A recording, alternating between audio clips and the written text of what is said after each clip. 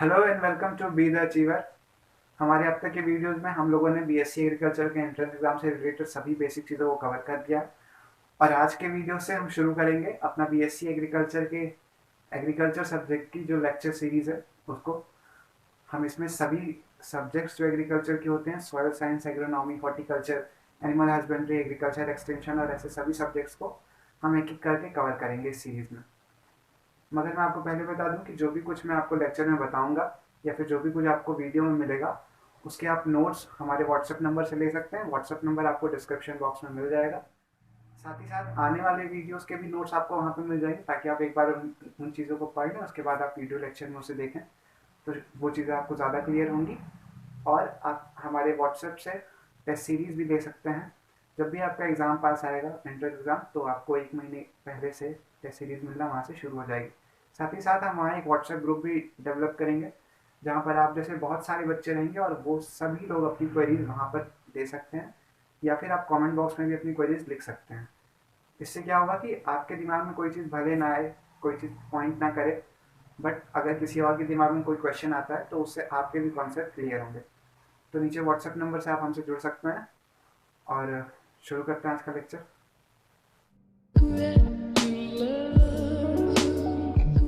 तो शुरू करते हैं आज का वीडियो। पहले मैं बता दूं कि ये पूरा वीडियो बायलिंगुअल होने वाला है और इस सीरीज के सभी वीडियोस बायलिंगुअल रहेंगे। कहने का मतलब है ये दोनों भाषाओं में, हिंदी और इंग्लिश दोनों ही भाषाओं में रहेंगे ताकि यूपी बोर्ड और इंग्लिश मीडियम के भी बच्चे इसे समझ सकें।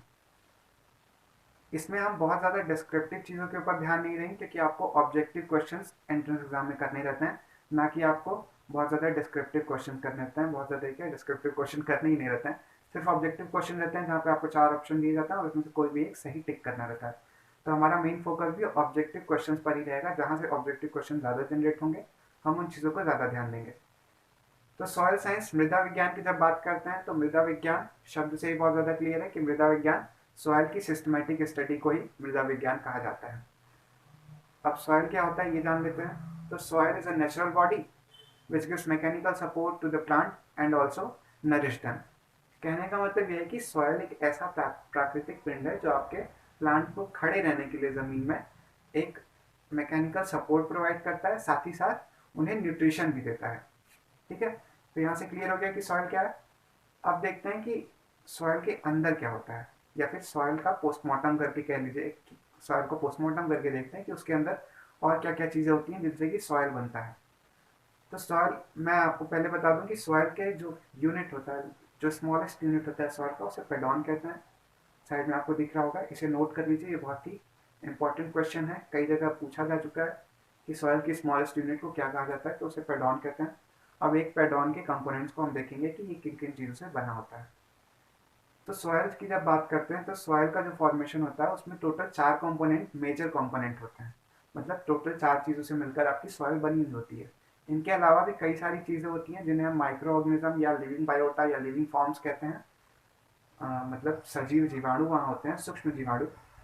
तो इनसे मिलकर हमारी सॉइल बनी होती है, मगर हम मेजरली 4 कंपोनेंट्स को ही पढ़ते हैं। तो साइड में आपको एक पाई चार्ट दिख रहा होगा, आपको वहाँ से समझ में आ जाएगा कि इनका रेशियो क्या होता है। मैं आपको बता देता हूँ कि इसमें 45% मिनरल पाया जाता है और ये सबसे ज़्यादा कंपोनेंट जो पाया जाता है उसे वो मिनरल ही है। ये कई बार पूछा जाता है, स्पेशली मिनरल और ऑर्गेनिक मैटर जो होता है। तो मिनरल 45% होता है, 5% आपको ऑर्गेनिक मैटर या कार्बनिक पदार्थ मिलता है, 25% आपको सॉइल वाटर और 25% आपको सॉइल एयर मिलती है। मिनरल मतलब खनिज पदार्थ, 45% खनिज पदार्थ, 5% ऑर्गेनिक मैटर मतलब कार्बनिक पदार्थ, 25% सॉइल वाटर और 25% आपको सॉइल एयर मिलता है। ये हो गई कंपोनेंट्स की बात। तो अब सोचने वाली बात है कि ये जो मिनरल्स इस सॉइल में हमारे हैं वो कहाँ से आए हैं। मतलब बहुत पहले या दूसरे एलियन या दूसरा गोला को लोग आकर यहाँ पे मिनरल्स तो स्प्रेड करके गए नहीं है, कहीं ना कहीं से इनका फॉर्मेशन हुआ होगा, है ना। तो इसके इतिहास में जाके देखते हैं कि कहाँ से मिट्टी के अंदर ये मिनरल्स आए, क्योंकि अलग अलग जगह की मिट्टी में अलग अलग मिनरल्स होते हैं, अलग लेवल के न्यूट्रिशन होते हैं, तो उसका कुछ ना कुछ तो कारण होगा। इसके लिए हमें इसके इतिहास में जाना होगा। तो हम देखेंगे कि सॉइल का फॉर्मेशन कैसे हुआ है। तो सॉइल का फॉर्मेशन रॉक्स और मिनरल्स के टूटने के कारण होता है ना। ये रॉक्स कितने टाइप की होती हैं, तो टोटल 3 टाइप की रॉक्स हमारे पास होती हैं जिनके टूटने से हमारे सॉइल का फॉर्मेशन हुआ है। ये कौन कौन सी हैं? फर्स्ट है हमारा इग्नियस रॉक, सेकंड है हमारी मेटामॉर्फिक रॉक, और थर्ड है हमारी सेडिमेंट्री रॉक। इग्नियस रॉक क्या होता है? जब वॉल्केनो में इरप्शन होता है, जब ज्वालामुखी फटता है तो उसके अंदर से जो मैग्मा और लावा बाहर आता है, जब वो ठंडा होता है तो इग्नियस रॉक का फॉर्मेशन होता है। इनसे मतलब इग्नियस रॉक्स बनती हैं। सेकंड है हमारा सेडिमेंट्री रॉक। जब अदर रॉक्स के बार बार टूटने से, उनके क्षरण होने से, डेप्रिसिएशन कह लीजिए, है ना, घिसाव या फिर क्षरण होने से, जब एक के ऊपर ये परत के रूप में बैठती जाती हैं कई सालों तक, तो वो एक रॉक का फॉर्म ले लेती हैं और वो एक पत्थर की तरह, एक पत्थर का निर्माण होता है। जब आप कई बार पहाड़ों को देखेंगे तो वो परतदार आपको दिखेंगे, लगेगा कि अलग अलग परत बिछाई गई है पत्थरों की उसके ऊपर। तो वही होते हैं सेडिमेंट्री रॉक्स। थर्ड है हमारा मेटामॉर्फिक रॉक। जब कई सालों तक ये रॉक्स दबी रहती हैं तो अलग अलग रॉक्स के दबे रहने से अलग अलग मतलब दूसरे बाई प्रोडक्ट्स का फॉर्मेशन होता है केमिकल रिएक्शन के कारण। इन बाई प्रोडक्ट्स की एक लिस्ट आपको थोड़ी देर में अभी मिल जाएगी जो कि इंपॉर्टेंट है, आप उस लिस्ट को जरूर याद कर लीजिए। तो मैं बता रहा था कि जब बहुत सालों तक ये रॉक्स दबी रहती हैं तो उनसे मेटामॉर्फिक रॉक्स का फॉर्मेशन होता है। बगल में आपको एक लिस्ट दिख रही होगी जिसमें आपको कई सारे प्रोडक्ट्स और उनसे बनने वाले मेटामॉर्फिक रॉक्स के बारे में लिखा हुआ मिलेगा। जैसे लाइमस्टोन से मार्बल का बनना, सैंडस्टोन से क्वार्ट्ज का बनना, सेल से स्लेट का बनना। और इस लिस्ट को आप जरूर याद कर लीजिएगा क्योंकि ये बहुत इंपॉर्टेंट है। कई बार पूछा जाता है कि लाइमस्टोन से किस रॉक का फॉर्मेशन होता है या फिर सैंडस्टोन के दबे रहने से किस रॉक का फॉर्मेशन होता है। तो ये बहुत इंपॉर्टेंट है, इसको याद कर लीजिएगा। आगे बढ़ते हैं, देखते हैं कि क्यों हमारे रॉक से मिट्टी का फॉर्मेशन हुआ। क्या कारण था कि मतलब कई चीजें अभी भी रॉक के फॉर्म में रह गई और कई चीजें मिट्टी के रूप में टूटकर मिट्टी बन गई। तो इसमें एक साइंटिस्ट का नाम आता है जोफे। जोफे ने कहा कि फॉर्मेशन के टोटल 3 फैक्टर हैं, है ना। इसमें पहला था पैसिव, दूसरा था एक्टिव और तीसरा था नेचुरल फैक्टर। ये फैक्टर्स टोटल 5 फैक्टर्स में बटे हुए थे, ठीक है। तो अब हम देखते हैं कि ये फैक्टर्स कौन कौन से थे। तो जब बात करते हैं factor of formation of soil की, तो इसमें पहला फैक्टर आता है पैसिव फैक्टर।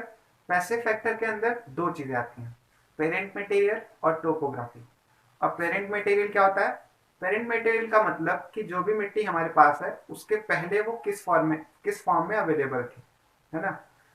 तो मतलब उनका जो पितृ थे या फिर उनके जो मम्मी पापा कह लीजिए, उससे पहले वो कौन से रॉक के रूप में था।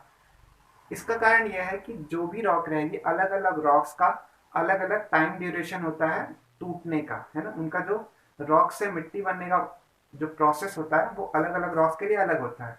कुछ रॉक्स जल्दी टूटती हैं, कुछ क्ले बनाती हैं, कुछ सैंड बनाती हैं, है ना, कुछ सिल्ट का फॉर्मेशन करती हैं। तो काफी हद तक मैटर करता है आपकी सॉइल के ऊपर कि उसका पेरेंट मटेरियल क्या रहा है। सेकेंड है टोपोग्राफी। टोपोग्राफी का मतलब ये होता है कि जैसे इंडिया में आप देख लीजिए, आपको नॉर्थ ईस्ट एरिया में आपको हिल्स मिलेंगे, है ना। नीचे जाने पे आपको प्लेन्स मिलेंगे और राजस्थान की तरफ बढ़ेंगे तो आपको प्लेट्यू मिलेगा, मतलब पठार मिलेगी। तो यही जो जमीन का, लैंड का जो ऊपर नीचे होने का जो प्रोसेस होता है या कह लीजिए फॉर्म होता है जो जमीन का ऊपर नीचे, उसे ही टोपोग्राफी कहते हैं। तो कई जगह हिल्स होती हैं, वहां पर जल्दी रॉक्स का टूटने का जो प्रोसेस होता है वहां पे काफी जल्दी होगा। वहां से जब मिट्टी आती है, मिट्टी कह लीजिए या रॉक्स कह लीजिए, जब पानी के साथ आती हैं तो वो टूटते टूटते फिर छोटे छोटे फ्रेगमेंट्स में बढ़ जाती हैं। तो टोपोग्राफी भी काफी मैटर करती है कि कितनी जल्दी और किस टाइप की मिट्टी का फॉर्मेशन होगा उससे। सेकेंड है हमारा एक्टिव फैक्टर। एक्टिव फैक्टर के अंडर अगेन 2 चीजें आती हैं, क्लाइमेट एंड ऑर्गेनिज्म या लिविंग बायोटा के लिए। क्लाइमेट मतलब अलग अलग रीजन्स में अलग अलग क्लाइमेट होते हैं। रॉक्स में कई सारे ऐसे प्रोसेसेस होते हैं जो कि काफी हद तक क्या कंप्लीटली क्लाइमेट के ऊपर डिपेंड करते हैं। अगर बहुत ज़्यादा चेंज है क्लाइमेट में, मतलब कभी बहुत ज़्यादा ठंडी पड़ती, कभी बहुत ज़्यादा गर्मी, तो इसमें क्या होगा कि स्वेलिंग एंड श्रिंकिंग के कारण आपकी रॉक्स जो है टूटेंगी। गर्मी पड़ेगी वो फैल जाएगी या फिर ठंडी पड़ेगी तो वापस सिकुड़ जाएगी। तो इस सिकुड़ने और फैलने के प्रोसेस में हमारी रॉक्स टूटती हैं और उनसे सॉइल का फॉर्मेशन होता है धीरे धीरे। तो ये चीज़ें क्लाइमेट के ऊपर डिपेंड करती हैं। तो एक फैक्टर क्लाइमेट हो गया। दूसरा फैक्टर क्या है? ऑर्गेनिज्म। किसी भी एरिया में या किसी भी रीजन में जो आपका ऑर्गेनिजम्स का पॉपुलेशन डेंसिटी है, ऑर्गेनिज्म का मतलब सिर्फ ह्यूमन ऑर्गेनिज्म नहीं, मतलब आपकी जो अदर ऑर्गेनिज्म होते हैं, माइक्रो ऑर्गेनिज्म कह लीजिए, एवियंस हो गए, एनिमल्स हो गए, इनका कितना पॉपुलेशन डेंसिटी, जनसंख्या घनत्व कितना है। अगर बहुत ज़्यादा इंटरफेरेंस होगा ऑर्गेनिज्म का तो ऑब्वियसली रॉक जल्दी टूटेंगी। अगर बहुत ज़्यादा इंटरफेरेंस नहीं होगा तो क्लाइमेटिक इकलौता फैक्टर बचेगा वहाँ पे रॉक्स के टूटने के लिए। मतलब बारिश होगी तो टूटेगा, हाइड्रोलिसिस होगा तो टूटेगा, वेदरिंग होगी तो वेदरिंग के कारण टूटेगा। ये सब फैक्टर्स काम करेंगे वहाँ पे, ऑर्गेनिज्म काम नहीं का फैक्टर काम नहीं करेगा। तो काफ़ी हद तक मैटर करता है कि आपके जिस एरिया में रॉक्स हैं वहाँ पे ऑर्गेनिज्म का कितना लेना देना है या फिर कितना इंटरफेरेंस है उनका। तीसरा फैक्टर जो नेचुरल फैक्टर है, टाइम एंड एज। तो भैया जो रॉक से मिट्टी बनने का जो प्रोसेस होता है वो इतना छोटा नहीं होता है ना। कैन पढ़ने को हम लोगों ने पढ़ लिया कि इसके 4 कंपोनेंट है, मिनरल है, ऑर्गेनिक मैटर है, सॉइल वाटर है और सॉइल एयर है। इन चारों चीज़ों को जरा एक साथ आप मिला के अपने यहाँ टेबल पे रख के देखिए कुछ दिन की उससे सॉइल बन जाती है क्या, मतलब आर्टिफिशियली इन चीज़ों को डाल के देखिए कि क्या उससे सॉइल बन जाती है। अगर बन जाती है तो हम लोग फिर मिट्टी का प्रोडक्शन शुरू करते हैं नहीं, यहाँ पे एक और स्टेटमेंट मैं आपको बता दूं कि 1 इंच सॉइल के बनने में 800 से 1000 साल तक का समय लगता है। तो थोड़ी इज्जत कर लीजिए मिट्टी की भी पानी के साथ साथ। ये टॉपिक कई बार मतलब या फिर ये पॉइंट कह लीजिए, ये पॉइंट कई बार पूछा जाता है कि 1 इंच सॉइल के फॉर्मेशन में कितना टाइम लगता है। काफ़ी सारे एंट्रेंस एग्जाम में क्वेश्चन पूछा जा चुका है। इसको भी नोट कर लीजिएगा कि 1 इंच सॉइल के फॉर्मेशन में 800 से 1000 साल तक का समय लगता है। तो तीसरा फैक्टर जो हमारा होता है वो है नेचुरल फैक्टर। नेचुरल फैक्टर के अंदर एक फैक्टर आता है which is time and age. जितना ज़्यादा टाइम या फिर जितनी ज़्यादा एज होगी आपके रॉक की वैसे ही इसका सॉइल फॉर्मेशन का प्रोसेस होगा। ठीक है, ये खत्म हो गया हमारे फैक्टर्स का पोर्शन। एक और फैक्टर आता है बट वो बहुत ज़्यादा रेलिवेंट नहीं है, वो आपको नोट्स में मिल जाएगा, वो आप वहाँ से देख लीजिएगा। मतलब ये दूसरे साइंटिस्ट जेनी का दिया हुआ है, वो उतना ज़्यादा रेलिवेंट नहीं है एंट्रेंस एग्जाम में, इसलिए उसके ऊपर हम लोग टाइम नहीं देंगे, बट फिर भी आप उसे एक बार देख लीजिएगा नोट्स के थ्रू। आगे बढ़ते हैं, हम देखते हैं कि मिनरल्स कितने टाइप के होते हैं। हालांकि ये भी बहुत इरेलेवेंट सा टॉपिक है बट फिर भी एक बार देख लेते हैं क्योंकि इसके एग्जाम्पल्स कई बार पूछे जाते हैं। तो मिनरल टोटल 2 टाइप के होते हैं, प्राइमरी एंड सेकेंडरी, प्राथमिक और द्वितीय। पूछने वाली जो एंट्रेंस एग्जाम में इसमें चीज़ है वो कभी कभी ये पूछी जाती है कि ये जो एग्जाम्पल है ये किस टाइप का मिनरल है, प्राइमरी है या सेकेंडरी है, या फिर इनमें से कौन सा प्राइमरी नहीं है, इनमें से कौन सा सेकेंडरी नहीं है। ठीक है, प्राइमरी मिनरल वो मिनरल होते हैं जो कि रॉक्स के डायरेक्टली टूटने से बनते हैं। ठीक है, इसमें आता है फेल्सपार, क्वार्ट्ज, ये सब चीज़ें प्राइमरी मिनरल में आती हैं। उसके अलावा जो हमारा सेकेंडरी मिनरल होता है, सेकेंडरी मिनरल ऐसे मिनरल्स होते हैं जो प्राइमरी मिनरल के केमिकल रिएक्शन के बाद फॉर्म होते हैं। ठीक है, मतलब जिनका फॉर्मेशन प्राइमरी मिनरल्स में जब केमिकल रिएक्शन होगा उससे सेकेंडरी मिनरल्स का फॉर्मेशन होता है। एग्जाम्पल्स आपको मिल जाएंगे, एग्जाम्पल्स को जरूर याद कर लीजिएगा। आगे बढ़ते हैं, एक चीज मैं बता दूं कि इग्नियस और मेटामॉर्फिक रॉक्स जो होती हैं इनसे ही हमारे मोस्टली प्राइमरी मिनरल्स का फॉर्मेशन होता है। इन प्राइमरी मिनरल्स में या फिर इन टोटल मिनरल्स में कह लीजिए, हमें 3 ऐसे मिनरल्स हैं जिन्हें हमें बहुत ज़्यादा ध्यान देकर पढ़ना है क्योंकि इनसे हर साल क्वेश्चंस फॉर्म होते हैं। टोटल आपके एंट्रेंस एग्जाम पेपर में 5 या 6, बहुत लकी हैं तो 7 सॉइल साइंस के क्वेश्चंस पूछ लिए जाते हैं। इसमें से एक आध क्वेश्चन तो इस मिनरल वाले पोर्शन से जरूर रहता है। तो इसमें टोटल 3 मिनरल्स हम लोग को मेन पढ़ना है विच इज फेल्सपार, क्वार्ट्ज और माइका। इसमें भी आपका जो अर्थ क्रस्ट में इनका रेशियो है, इनका कॉम्पोजिशन है, वही इंपॉर्टेंट है। इसके अलावा सिर्फ माइका में 1-2 चीज़ें जो इंपॉर्टेंट है मैं आपको अभी आगे बताता हूँ। पहला है हमारा फेल्सपार। फेल्सपार का जो टोटल कॉम्पोजिशन हमारी अर्थ क्रस्ट में या भूपपड़ी में पाया जाता है वो 48% होता है और ये किसी भी मिनरल में हाईएस्ट होता है। मतलब कहने का मतलब अर्थ क्रस्ट में हाईएस्ट रेशियो में पाया जाने वाला मिनरल फेल्सपार होता है। और ये क्वेश्चन कई बार एंट्रेंस एग्जाम में पूछा जा चुका है, तो इसे प्लीज पॉइंट आउट कर लीजिए और इसे एज ए इम्पॉर्टेंट क्वेश्चन रखिए कि इसमें अर्थ क्रस्ट में इसका टोटल कॉम्पोजिशन 48% होता है। नेक्स्ट है क्वार्ट्ज। क्वार्ट्ज का अर्थ क्रस्ट में कॉम्पोजिशन 36% का पाया जाता है। इसके बाद आता है माइका। माइका हमारे अर्थ क्रस्ट में 10% पाई जाती है। और इसमें एक और चीज इंपॉर्टेंट है कि पोटाश मतलब माइका 2 तरह की होती है, पोटाश माइका और मैग्नीशियम माइका। जो पोटाश माइका होता है उसे हम व्हाइट माइका भी कहते हैं और मैग्नीशियम माइका जो होती है उसे ब्लैक माइका या ब्लैक बायोटिक माइका के नाम से भी जाना जाता है।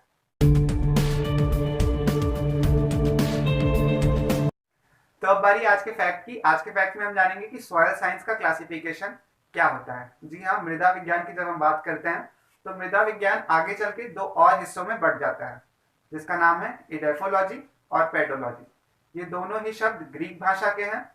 और जब हम इडेफोलॉजी की बात करते हैं तो इडेफोलॉजी के अंदर हम पढ़ाई करते हैं किसी भी क्रॉप के संदर्भ में या फिर किसी भी फसल के संदर्भ में। जब हम मिट्टी की स्टडी करते हैं तो वो हम इडेफोलॉजी के अंदर करते हैं, या एक तरीके से कह लीजिए जब हम इकोनॉमिक पर्पज से मिट्टी की स्टडी करते हैं तो वो इडेफोलॉजी के अंदर होती है। और पेडोलॉजी में जब हम क्रॉप के ओरिजिन और उसके क्लासिफिकेशन की बात करते हैं, मतलब उसके उद्भव और उसके वर्गीकरण, मतलब कितने तरीके की मिट्टियां होती हैं, इनका उद्भव कहाँ से हुआ, किस तरीके से ये बनी, इन सब चीज़ों की जब हम बात करते हैं तो वो पेडोलॉजी के अंदर करते हैं।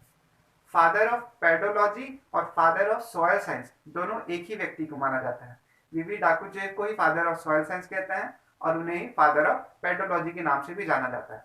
एक और चीज आपको बता दूं जो आपके लिए एक तरीके से ट्रिक का काम करेगी। अगर किसी भी वर्ड के लास्ट में, मैं ये हमेशा मतलब कह रहा हूँ कि मोस्टली, ठीक है, कुछ एक्सेप्शंस भी होते हैं जैसे पोमोलॉजी, है ना, तो ये ऐसे एक्सेप्शन भी होते हैं।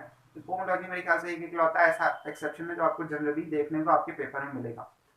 इसके अलावा जितने भी वर्ड्स के लास्ट में कल्चर, कल्चरा या फिर लॉजी, लॉगस, ये वर्ड्स आते हैं वो लैटिन भाषा के वर्ड होते हैं।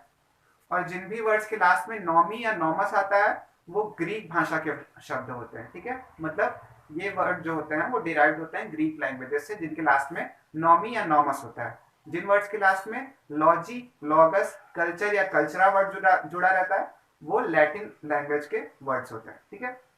ये हो गई आपका ट्रिक, ये हो गया आपके आज के ट्रिक। आज के लेक्चर में इतना ही। नेक्स्ट लेक्चर में हम देखेंगे सॉइल प्रोफाइल के बारे में, उसकी फिजिकल कैरेक्टरिस्टिक के बारे में और डिफरेंट हॉरिजॉन और उनके कैरेक्टरिस्टिक के बारे में, ठीक है।